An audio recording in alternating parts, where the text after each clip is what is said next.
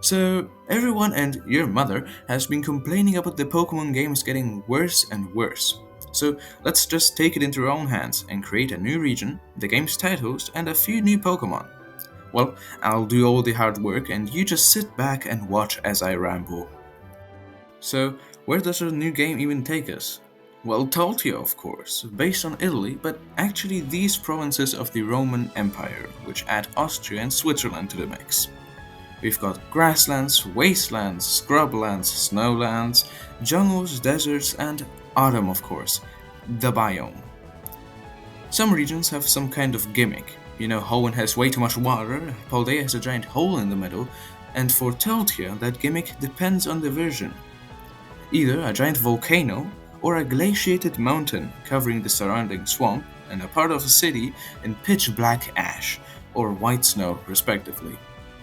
And then there's also this oceanic abyss right there, either with ice or hydrothermal vents. And actually, there are more of these abysses. Maybe they were formed after meteorites crashed into the sea, because the battle gimmick of this game would be good old reliable Mega Evolution. But I didn't just throw it in there because I adore it. No, I've actually managed to fit it in with the story of the game and all that stuff. But you'll just have to trust me on that for now because I'm saving that for a different time. And now for the titles. Pokemon Pepper and Mint. Yeah, a bit punny, but I actually put a lot of thought into these. Hot peppers have capsaicin in them, a chemical that makes you feel hot although the room temperature didn't just change. And mint has the opposite, menthol, that makes you feel cold. And that of course ties in with the center of the region being either very hot or cold depending on the version. And also, these colors are considered to be warm and cold. And now let's briefly go over some Toltia Pokemon. First the Toltia starters, and then a few common Pokemon you'll find pretty much all over the region.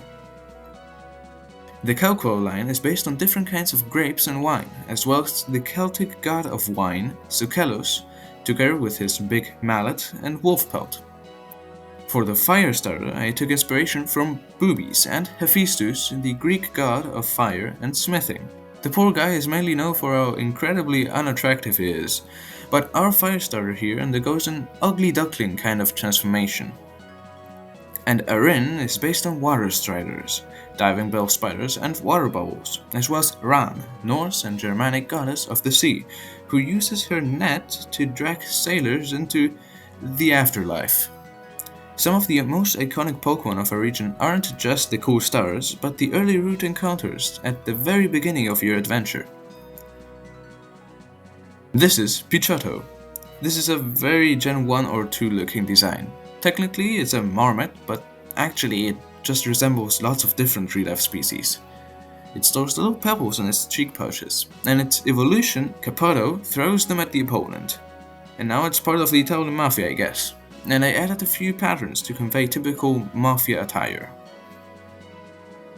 And last but not least, let's add an early game bird. Although this trend might have been broken in Gen 9, with the only bird Pokemon on Route 1 being Fletchling from Gen 6, this trope does have its place in Tautia. Regulau is based on the Gold Crest, or Regulus Regulus. That actually means king, but when I read this name I thought they were calling this poor little guy Regular. Twice in a row! But this Pokemon here definitely is very regular and common. And it's also normal type, because its evolution Regulaus, based on a black grouse, isn't all that great at flying. Now, we've got a completely new region, 2 games and 13 Fakemon added to the Pokédex. So subscribe to see me further expand on the Tautia region and to see other fun Fakemon videos too. Bye!